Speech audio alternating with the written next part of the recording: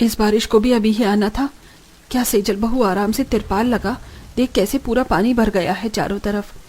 कभी कभी तो लगता है कि ऊपर वाले को हम गरीबों की थोड़ी बहुत खुशी भी बर्दाश्त नहीं होती। सुबह से अब लोग सब्जी खरीदने के लिए आए थे और इसे भी अभी बारिश करना था। दोनों सास बहू तेज बारिश से अपनी सब्जी को बचाने के लिए अच्छे से तिरपाल लगा देते हैं। काफी देर तक भी ग्राहकों का इंतजार करने पर कोई भी ग्राहक इस बारिश के मौसम में सब्जी लेने के लिए नहीं आता। लगता है आज भी हमारी कमाई नहीं होगी। देख तो जरा कितनी तेज बारिश हो रही है। एक काम करते हैं, सब्जियां लेकर घर चलते हैं, वरना पता चला कि ये बची कुची सब्जियां भी बारिश में भीगकर खराब हो गई। दोनों सास बहू अपनी सब्जी के ठेले को अच्छे से तिरपाल से ढक बारिश में भीगते हुए घर लौटती हैं। अच्छू, अच्छू, अच्छू। ये क्या सेजल, तुझे तो जुकाम हो गया है। ऐसी हालत में बारिश में ज्यादा देर भीगना ठीक नहीं है। एक काम कर, तू अंदर चल, मैं सब्जियों को लेकर अंदर आती हूँ। सुमित्रा अपनी 6 महीने की गर्भवती बहू को घर के अंदर भेज देती है और जल्दी से सब्जियों को लेकर खुद भी अंदर आ जाती है, जिसे देख सुमित्रा की बेटी रोशनी अपनी भाभी माँ के लिए चूल्हे पर लाल चाय बनाती है। इस लाल चाय को पीकर थोड़ा सुकून मिला है। अरे सेजल, क्या हुआ तुझे? तेरा चेहरा ऐसा उतरा हुआ क्यों है? माँ जी, आप तो सब जानती ही हैं। इनके एक्सीडेंट के बाद हम दोनों सास बहू ही कैसे सब्जी की खेती कर उन्हें बाजार में बेचने के लिए जाती हैं। लेकिन जब से ये बारिश का मौसम शुरू हुआ है, तब से मंडी में सब्जी जाकर बेचना कितना मुश्किल हो गया है। घर से कदम बाहर रखते नहीं कि बारिश शुरू हो जाती है।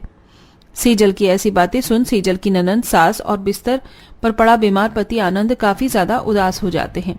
दरअसल कुछ महीनों पहले आनंद ही अपने खेत में खेती कर मंडी में सब्जी ले जाकर बेचता था।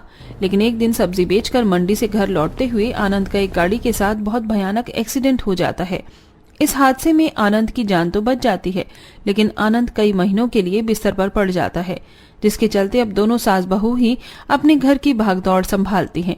सभी लोग रूखा सूखा खाकर सोए ही होते हैं कि तभी तेज बारिश होने की वजह से उनके घर की छत टपकने लगती है। हे भगवान, ये बारिश है कि हम गरीबों की कोई दुश्मन। सेजल, रोशनी, जल्दी से सब्जियों को बोरियों में उठाकर दूसरी तरफ रखो, वरना सारी सब्जियां भीग जाएंगी। सभी लोग सब्जी की बोरी उठाकर सूखी जगह पर रखने लगते हैं, लेकिन इतनी कोशिश करने के बावजूद भी उन लोगों की थोड़ी बहुत सब्जियां तो पानी में भीगकर खराब हो ही जाती हैं। इस हफ्ते में ये चौथी बार सब्जी खराब हुई है। ऐसे तो हमारा नुकसान ही होता रहेगा। जितनी सब्जी हम बेचते नहीं, उससे ज्यादा सब्जियां तो हमारी खराब हो जाती हैं। सेजल बहू, ज्यादा परेशान मत हो। ऐसी हालत में तेरा यूं बार बार परेशान होना आने वाले बच्चे की सेहत पर असर डालेगा। बस कुछ महीनों की तो बात है। जैसे ही बारिश का मौसम चला जाएगा तो हम आराम से पहले की तरह ही सब्जियां बेच सकेंगे। सुमित्रा ने ये कुछ महीने तो बड़े आराम से कह दिया था, लेकिन इन कुछ महीनों में उन लोगों पर कितनी मुसीबतें आने वाली थी, इसका उन्हें अंदाजा भी नहीं था। आज तो मौसम साफ है सेजल बहू, चल हम जल्दी से मंडी चले जाते हैं। जितनी हो सकेगी उतनी सब्जियां तो बेच देंगे, वरना पता चला बारिश हो गई तो 10 रुपए की भी कमाई नहीं होगी।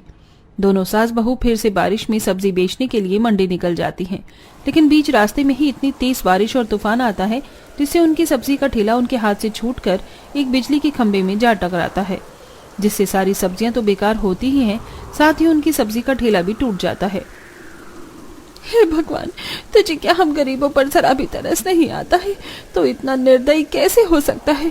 यही तो हमारी रोजी रोटी का सहारा था और तूने इसे भी छीन लिया। सेजल बहू, संभाल अपने आप को। लगता है हमारी किस्मत में यही सब लिखा हुआ है। तू घबरा मत, सब कुछ ठीक होगा। ठेला टूट जाने की वजह से अब दोनों सास बहू चाहकर भी सब्जियां नहीं बेच सकती थी, जिसके चलते जहां वो लोग पहले रूखी सूखी खाकर अपना पेट भर रहे थे, वहीं अब वो सिर्फ लाल चाय और पानी पर अपना गुजारा करते हैं। मेरा पेट, माँ, मेरे पेट में बहुत दर्द हो रहा है। माँ। रोशनी, मेरी बच्ची, तू ठीक तो है ना? मैं तुझे वैद्य जी के पास ले चलती हूँ। माँ जी, वैद्य जी के पास ले जाने का कोई फायदा नहीं है। ये पेट दर्द किसी बीमारी से नहीं बल्कि भूख से हो रहा है। इसका इलाज किसी दवाई में नहीं बल्कि खाने में है, और शायद वो खाना हमारी किस्मत में ही नहीं। न जाने कितना वक्त हो गया है हमें ठीक से पेट भरकर खाना खाए हुए। जैसे जैसे दिन गुजरते हैं वैसे वैसे इस परिवार की हालत हद से ज्यादा बदतर होने लगती है। ऐसे ही एक दिन सेजल अपने आंगन में बैठकर कपड़े धो रही होती है कि तभी सेजल के घर के बाहर से एक टोकरी में खिलौने वाला खिलौने रख उन्हें बेचने के लिए जाता है। सभी बच्चे खिलौने वाले को अपने घरों के पास देख जाकर उससे खिलौने लेने लगते हैं, जिससे वो खिलौने वाला सिर्फ कुछ ही मिनट में आराम से 300 से 400 रुपए कमा लेता है। ये सब देख सेजल जल्दी से अपनी सास सुमित्रा के पास अंदर आती है। आराम से बहू, कितनी बार कहा है तुझे ऐसी हालत में ज्यादा तेज चलने की जरूरत नहीं है। अब हम बारिश में भी आराम से सब्जी बेच सकते हैं।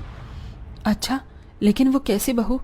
सेजल अपनी सास सुमित्रा को उस खिलौने वाले की बात बताती है, जिसे सुन सुमित्रा, लेकिन बहू इससे हम लोग बारिश में सब्जी कैसे बेचेंगे? माँ जी, जिस तरह वो खिलौने वाला टोकरी में खिलौने रखकर बेच रहा था, वैसे ही हम टोकरी में सब्जियां रखकर बेचेंगे। बारिश के मौसम में ज्यादातर कोई भी घर से बाहर नहीं निकलता है, इसीलिए हम लोग उनके घरों के पास जाकर सब्जियां बेचेंगे, जिससे वो भी आराम से सब्जी खरीद लेंगे और हमारी सब्जी भी बिक जाएगी। अरे वाह सेजल बहू, तेरी तरकीब तो बड़ी ही अच्छी है। दोनों सास बहू टोकरियां लाकर उसमें सारी सब्जियां रख लेते हैं और उस पर तिरपाल उड़ाकर उसे बेचने के लिए निकल जाते हैं, जिसके चलते अब वो लोग बारिश में भी आराम से सब्जियां बेच पाते हैं और अब बाकी लोग बारिश के मौसम में भी घर में रहकर आराम से सब्जियां खरीद पाते हैं।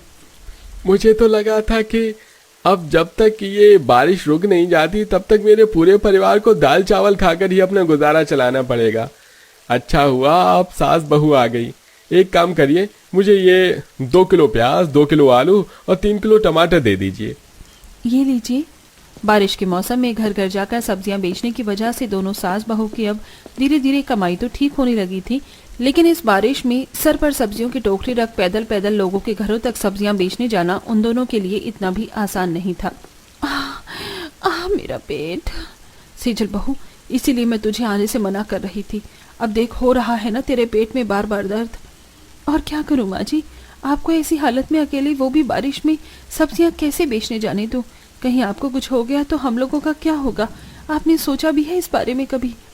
हर दिन बारिश में भीगने की वजह से कभी सुमित्रा तो कभी सेजल की तबीयत खराब हो जाया करती थी, लेकिन अपने परिवार वालों की ऐसी हालत देखते हुए सास बहू बिल्कुल हार नहीं मानती और कठिन मेहनत करके हर रोज बारिश में लोगों के घरों तक हरी ताजी सब्जियां पहुंचाती हैं।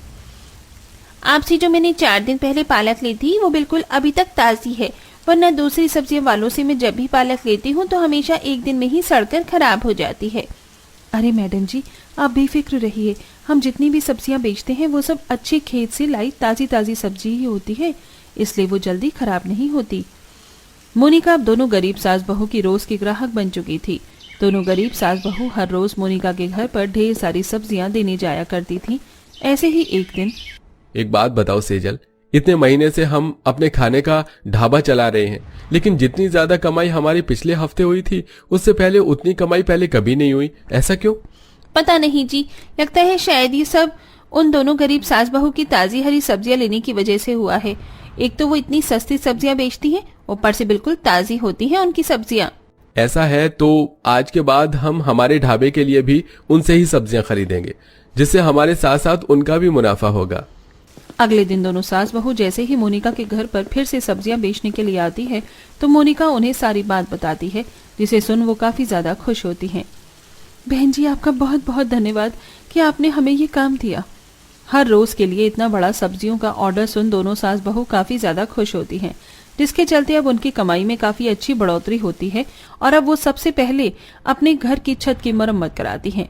साथ ही ना जाने कितने समय बाद अब वो लोग अच्छा खाना खाना शुरू करते हैं, जिससे धीरे धीरे अब अच्छा खाना और समय से दवाइयों के चलते आनंद की तबीयत भी ठीक होने लगती है और अपनी इतनी मेहनत की वजह से आज दोनों सास बहू अपनी एक छोटी सी सब्जी की दुकान खोल लेते हैं।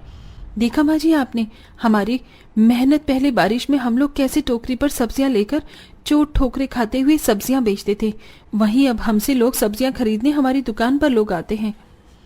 ये सब तो बस तेरी तरकीब की वजह से हुआ, अगर तू ना होती तो आज ये सब कुछ मुमकिन नहीं हो पाता। ताजी और अच्छी सब्जियों की वजह से अब ज्यादातर लोग मंडी में उन दोनों सास बहू से ही सब्जियां लेते थे। ऐसे समय गुजरता है और आज सेजल एक सुंदर सी बेटी को जन्म देती है, जिसके बाद अब सेजल, आनंद और सुमित्रा मिलकर तीनों ही अपनी इसी सब्जी बेचने के काम को आगे बढ़ाते हैं। तो दोस्तों, आपको हमारी गरीब सास बहू की ये कहानी कैसी लगी? अगर कहानी से रिलेटेड आप कुछ सजेशन देना चाहते हैं तो कमेंट में जरूर बताएं, हम उन्हें सुधारने की पूरी कोशिश करेंगे।